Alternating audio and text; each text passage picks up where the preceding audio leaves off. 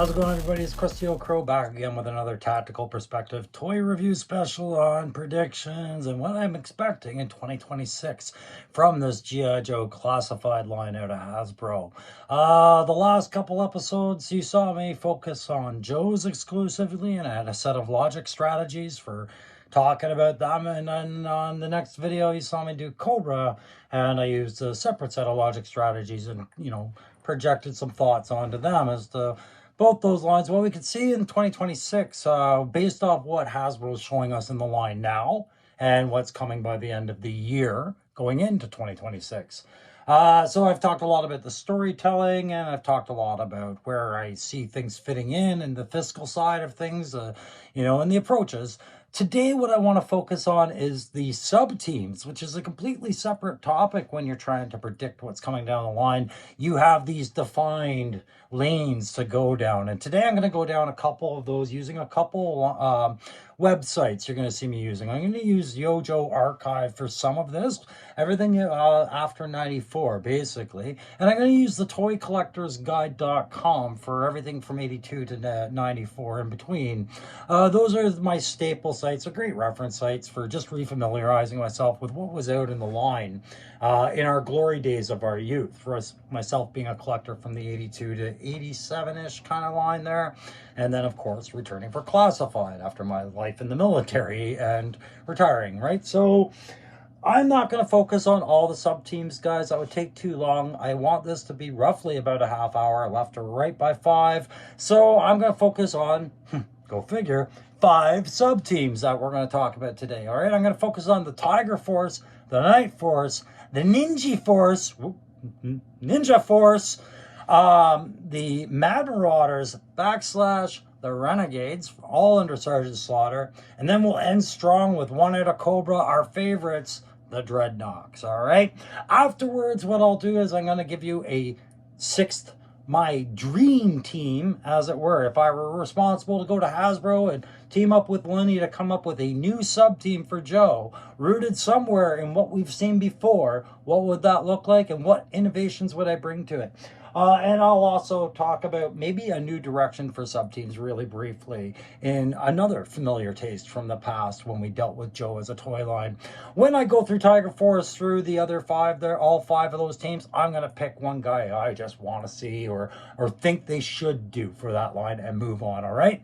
And that's basically where you're going to get today. I'm going to stick to this format. We'll keep it tight. We'll throw some video and pictures together, overlap everything so you're not just looking at me and the same tired background, but we will be switching back and forth talking about these things and try and keep it under half hour. If you like these videos, guys, thanks very much. I appreciate that you like them. I really appreciate reading the comments. If you don't mind, that like, share, subscribe really does help, and it is helping the channel right now. I've grown by quite a few subscribers over the last few days because of these videos, I believe, and I just want to thank everybody for that, the new and the old subscribers as well. All right, let's break right into this with Tiger Force. I already had to reshoot this part because I overlooked the current roster that we had in the classified line. Shot the whole video. Forgot to do that. So I'm going to start over with Tiger Force. A new beginning here. Tiger Force coming out in 1988, right when I was leaving the line, to me was just a batch of repaints, and I was not having it. I was already walking away from G.I. Joe and towards girls and sports and other things. And it, you know, it still live vicariously through my cousin and see what he'd collect, and Tiger Force just did not resonate with me. As an adult, it's very different. I see the appeal to it. I know about the Vietnam era Tiger Force, and I'm amazed that we have one here now, but they distance themselves from the the reputation of such a thing. Nonetheless, collecting them is now something that we now know is done in a very finite way. The Tiger Force line is I believe, a Target exclusive in the States, but it's a Toys R Us exclusive here in Canada. And Toys R Us locations are getting fewer and fewer every year. We've just had several close here in Ottawa this past year. It is becoming available through EB Games, which is also GameStop out here, and Hasbro Pulse, more or less. But Tiger Force is one of those sub-teams where it looks like we almost have everybody. And you find out you didn't even tip the iceberg when you go to those two sites I mentioned. So in 1988, who we got with Tiger Force looks very similar to what we have now. You got First Sergeant Duke. You got Bazooka, the missile specialist, Dusty, the desert trooper, who, you could get now for a song and a dance. Like I keep saying, he's on sale on Pulse because there's so many of them lying around. You got Warrant Officer Flint. You got Roadblock and Tripwire, the heavy machine gunner and the mine detector. You got Recondo, who originally came with the Tigerfly, the Tiger Force Dragonfly, but now came separately in this generation. You got somebody from the post-94 era. You got Wreckage, who now came with the Tiger Paw. Wreckage was a character I had done a custom of, along with Big Brawler, who you'll hear mentioned in this one, right when I started collecting, because I was like, Hasbro would never get to these. But they do the post-94 Joes, which makes all of this very relevant. Afterwards, you got Sky Striker, another Tiger Force character. Confused me because Sky Striker originally was the name of the jet for G.I. Joe, but when it got to Tiger Force, it was the name of the pilot, and he flew the Tiger Rat, which was part of the Rattlers. I'll show you the vehicles up there, but I'm not going to talk much about them. This isn't really about the vehicles unless the character came with a vehicle, but that's who you got back in the day. Plus, sorry, I overlooked saying Frostbite, who came with the Tiger Cat, and lastly, the emphasis on the point, Lifeline, the medic, recently name dropped as part of the main line. You can damn well expect, and I'm not going to include him in my predictions, that eventually he'd find his way into a Tiger Force repaint. Now, 2003 is where things get a little interesting because a lot of us don't follow what happened after the 82 to 94 run. But Tiger Force got some other inductees, and some of them weigh heavily in my mind. You got Agent Jinx. You got Big Brawler, who I mentioned already. Dial Tone, Sergeant Stalker, Wild Bill, and that's where you got Wreckage, was 2003. In 2004, they added to the roster Alpine, Beachhead, a character called Crosshair, another sniper, always valued, has potential there, Hardtop, Mutt, and Zartan posing as Hawk. 2009 saw another Wild Bill, while 2013 saw the line improve with a Airtight and Shipwreck. In 2015, we met Felino. You know what he was? He's just a Tiger Force Dusty. Don't worry about it. Okay, and then 2016, you got Sneak Peek added to the line. Again, vehicles tended to be repaints, and some characters came without vehicles, or came with vehicles. It was fine. I'm not going to talk about the vehicles. They'll show them, but I'm not going to talk about them. So that is the Tiger Force line. So out of those, who would I pick to see in the Joe line, right? It comes down to 3, and I got to narrow it down to 1. I see a new character being desirable, either Big Brawler or Crosshair, and I see old characters being more desirable. So really, it's a toss-up between Dial Tone and Agent Jinx for me right now. And I'm going to go with Agent Jinx simply because they don't have a female presence on a lot of these sub-teams, but they've grown one on Night Force through Quarrel and Shooter. They haven't grown one yet for Tiger Force, so we're resolved with Jinx. And I shouldn't be so dismissive of Dusty Felino there. It does harken to the idea that the international aspect of the Joe line was reflected and seen in Classified already when we hold, admire, and were awestruck by the appearance of Tiger Force Outback, whose t-shirt actually is part of the international line, not part of what we knew on this continent. So you see that really the Hasbro team has many places to draw upon to continue breathing life into the line and the sub-teams. Let's move on to the next one. So as I leave Tiger Force behind, reminding us that this is one of those exclusives committed to a store. Like I said, Target, Toys R Us, EB Games, Hasbro Pulse. It's not necessarily right off every shelf that you find it. I think these are opening up, but the question becomes, who are they going to fight? It does seem like Python Patrol is summed up on everything but the vehicles, but in another video I'll do down the road, we can do the same treatment to them and see what Python Patrol brought to the line after it left the 94, the 82 to 94 bracket. There will be more Python Patrol characters that could be looked at. And if you grow the enemy, you should be growing your own forces, right? So we talk about that force on force balance. I'm going to roll in now to Night Force, the Walmart line exclusive that, again, is opening up to EB Games, Hasbro Pulse, and online stores like BBTS, of course, are all thrown into this mix. But Night Force is another one that came out in those late 80s, 88, and made me go, more repaints. Harder to get. I barely saw them in Canada. So let's have a look at some Night Force. Now, I feel like Night Force is being treated with a lot more free range and flexibility than what Tiger Force is being treated at by the current Hasbro classified line. And I say that as I now show you Big Ben, who is not actually Night Force, right? But in the classified line, Walmart exclusive, they've worked him into the Night Force line, introducing us to others on that roster. So who do we have from the original 88 line? Let's have a look at who's come out. Crazy Legs came out in Night Force with the HasLab Dragonfly. Lieutenant Falcon just recently came out with Coral, pardon me. Another new character from the international side of things, right? Outback.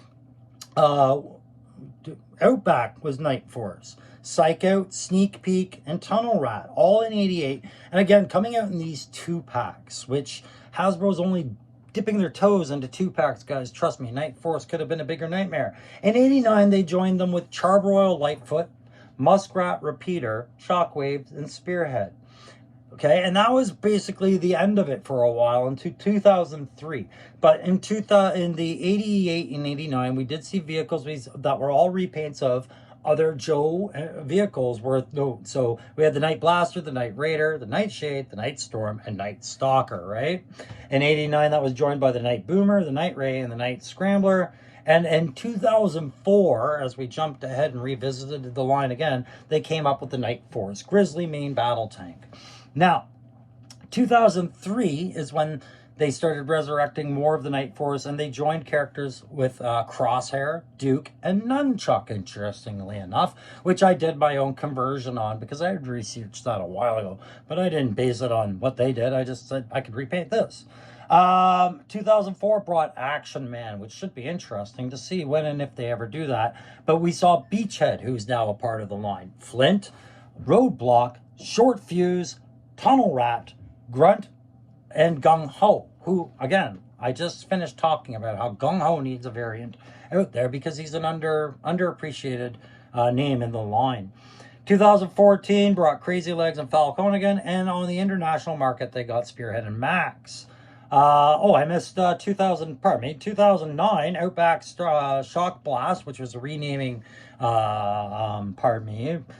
oh my God, Shockwave, Tunnel Rat also joined in 2009. 2013 brought Charbroil, Chuckles, Freestyle, who was a pilot and another figure that might have a place in the current line just due to ticking a lot of the boxes with our social climate right now. After that, Hit and Run, Lady J, Muskrat, Psycho, Repeater, Spearhead, and Steeler. Steeler, of course, now just getting his own Hasbro figure for the main line, perhaps could appear in a Night Force. The 2013, going back to vehicles for a moment, they had the Covert Ops ATV, right? They had the Night Flak and the, I can't read the other one, but a couple of night vehicles. What you'll not see in any of the Night Force vehicles, interestingly enough, is a Ram. That's what I mean by it. They take their liberties, right? So any one of these characters that I just listed off could and should probably show up as they continue this line.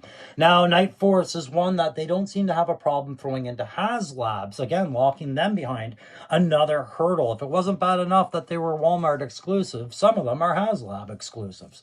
Now, as we see that starting to open up as contracts get renegotiated with certain companies, like I said, I am seeing Night Force at EB Games or GameStop, whichever you have. So hopefully that opens up, because there's a long life ahead of both Night Force and Tiger Force, isn't there? The one that I would probably pick out of all of that, I think most likely, not necessarily the one I want the most, would be Freestyle, just because she ticks a few boxes as far as, one, Hasbro loves their female bucks. Two, it shows diversity in the line. And three, sub-teams and females, very hard to find examples of them in the 80s, and Hasbro likes to show how far they've come as a company by paying attention to that social pendulum there. All right, so who does that bring us to next? Want to talk about Ninja Force? Okay. Ninjas.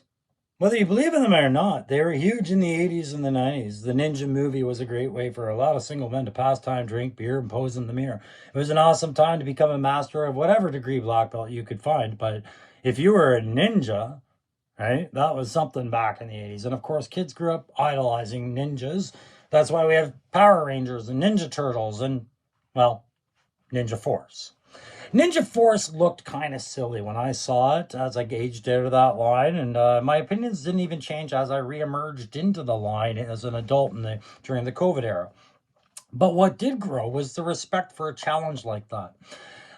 No matter what your beliefs or interests are in the martial arts form, all forms of arts deserve respect, and sometimes the ninja premise shows a lot of disrespect and cultural appropriation and things like that. Hasbro has done an amazing job based off what we've seen most recently with Slice and Dice and Budo and the Ninja Force figures, of trying to dial that into something far more palatable for a classified 6-inch scale toy line, and detail and collectability orientation along with modernization. So for Ninja Force, when we met them in 88, where was it that we had Ninja Force? Pardon me while I find my notes.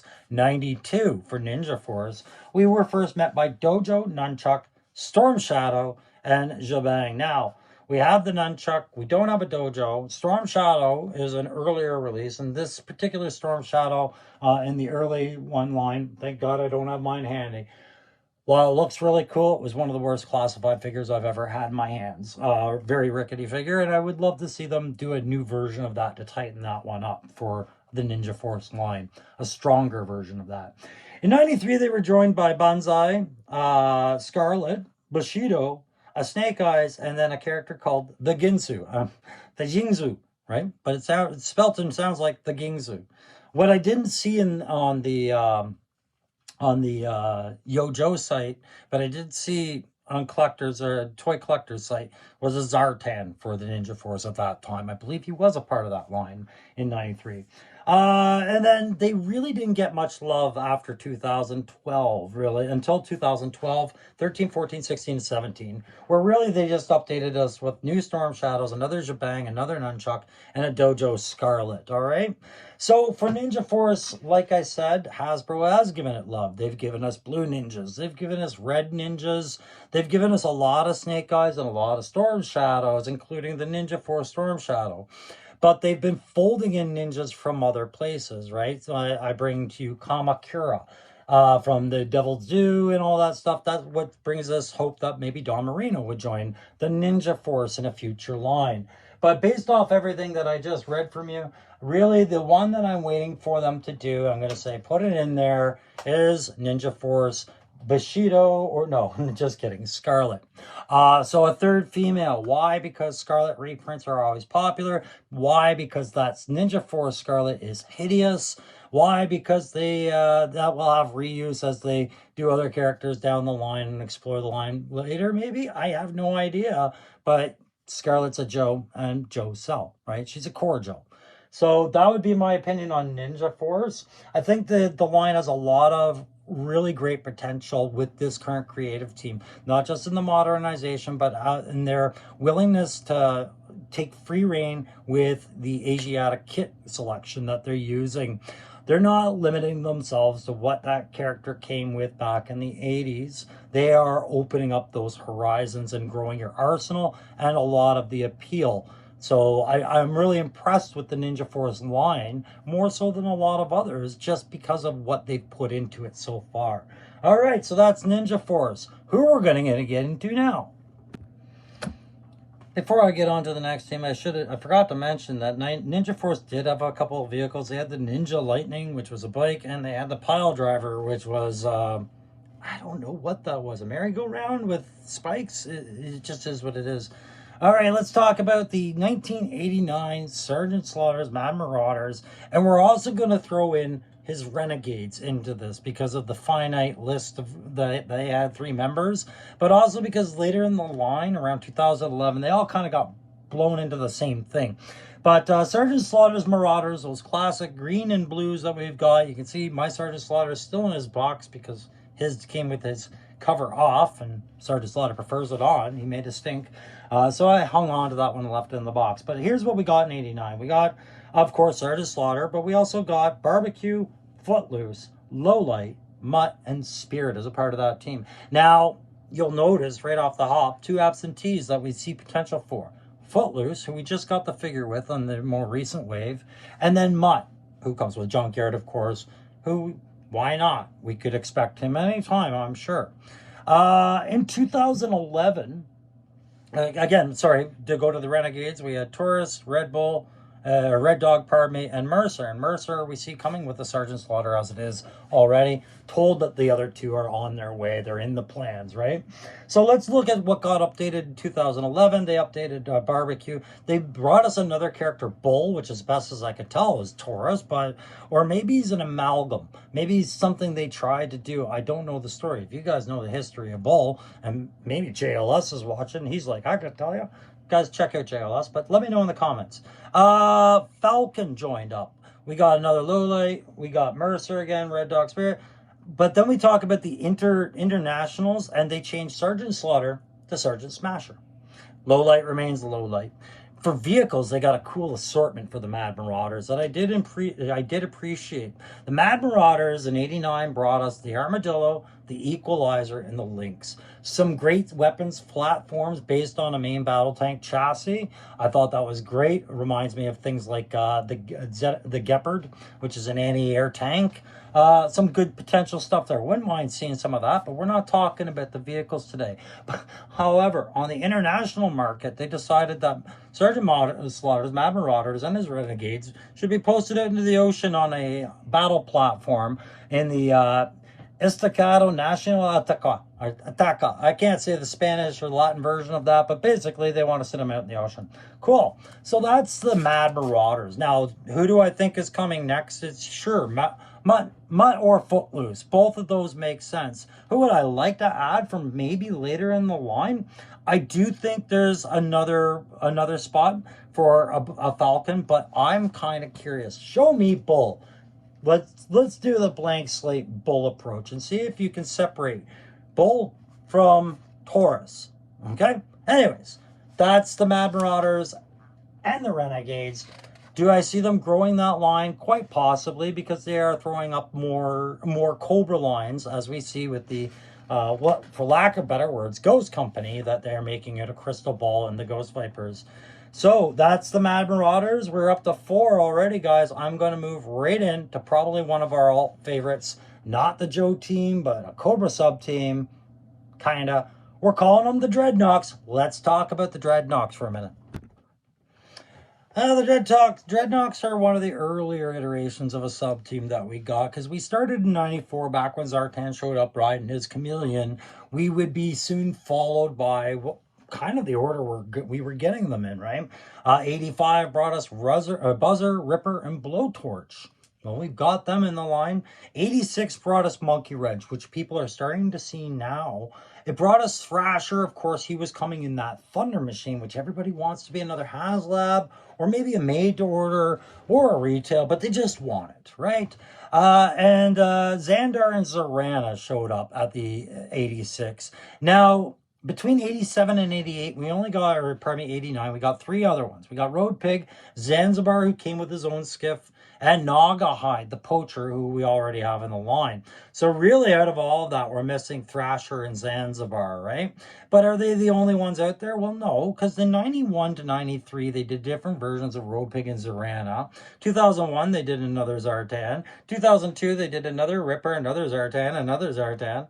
2003, Burnout, Ripper, Zorana, Zartan Cloaked, Zartan, Zanzibar, Zorana, and Zartan.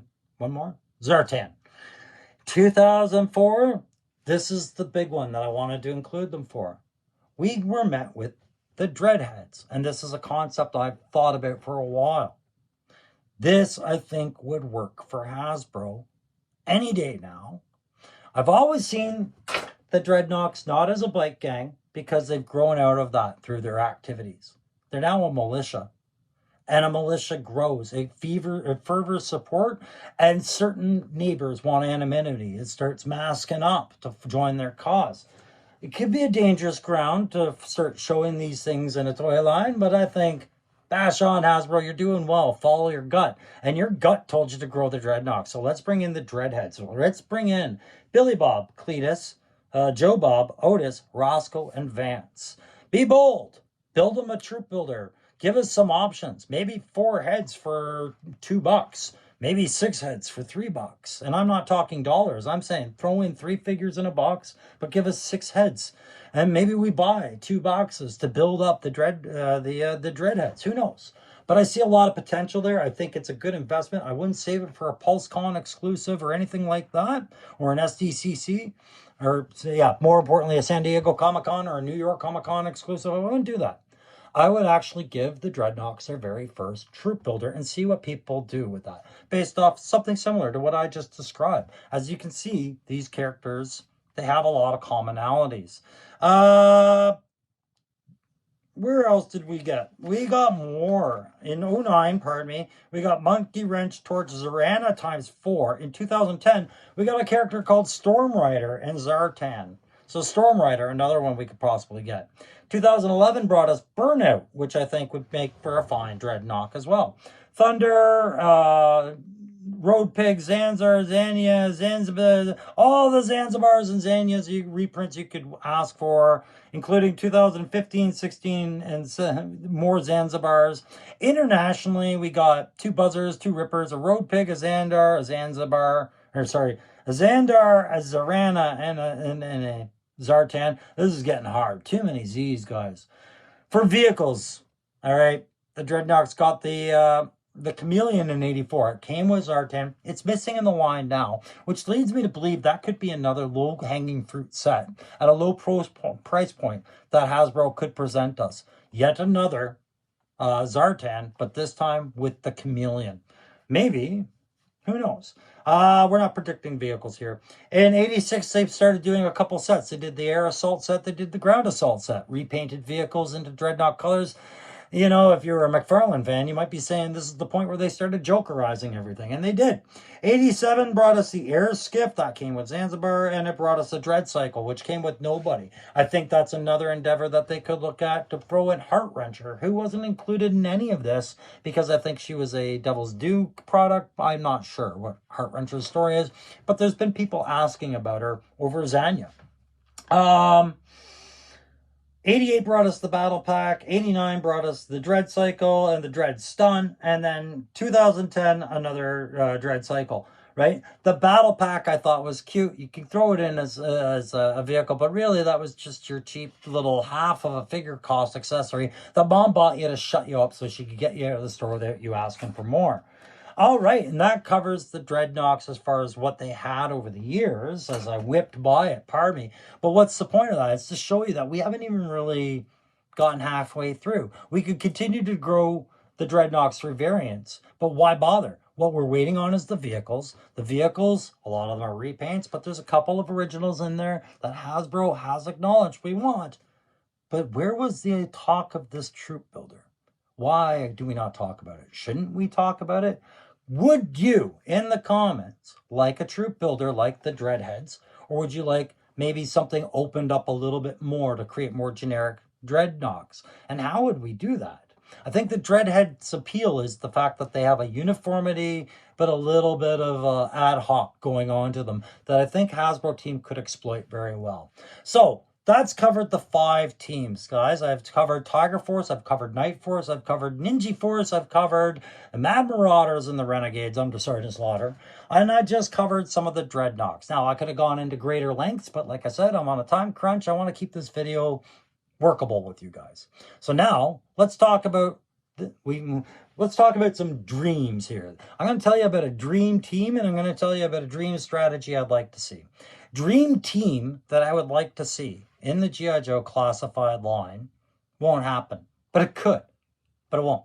Guys, what if instead of doing some of these other teams from the 94, like 90 to 94 era that maybe wouldn't work so well today, we re-rolled them into something that did work back in the day because it would work today uniquely. I'm talking about Sergeant Savage and his Screaming Eagles. Not G.I. Joe Extreme, not Sigma 6, not Renegades, the cartoon, or any of that stuff. Sergeant Savage, Screaming Eagles, right? It was kind of a World War II action throwback, over-the-top action lore line. I got it. But the concept was cool. It really was. The vehicles were cool, but maybe they wouldn't fit in the line today. What I'm saying is take the name, take the spirit of it, and rebrand it. And this is what I say should happen to a team from the original days like Sky Patrol. Sky Patrol, an assembly of parachutists. Parachutists were fun to play with back in the 80s with a 3 3/4 figure and a little plastic parachute that would in fact open and have play function back in those days. On the 6-inch scale, as the 60th anniversary Halo Diver or Jumper has shown us, and for those of you who tried it with Ripcord, if you did, okay, cool. It doesn't work that way. That play function is not there anymore. It's not relevant to what we are looking for in the figure anymore. Show us the kit, show us the details, show us a great buck, but we ain't tossing this guy in the air. So imagine if we had Sergeant Savage and the Screaming Eagles return as an airborne infantry unit meant to insert behind Cobra lines all over the globe and F things up. We're talking saboteurs and a rogue gallery of heroes, each bringing something different. Now, we could repaint some figures and we could introduce some new names, but in order to get this video done on time, guys, I'm just going to leave you at one name that I would throw in there, which tells you it's not going to happen, but we just saw Hasbro built them. World War II Wolverine.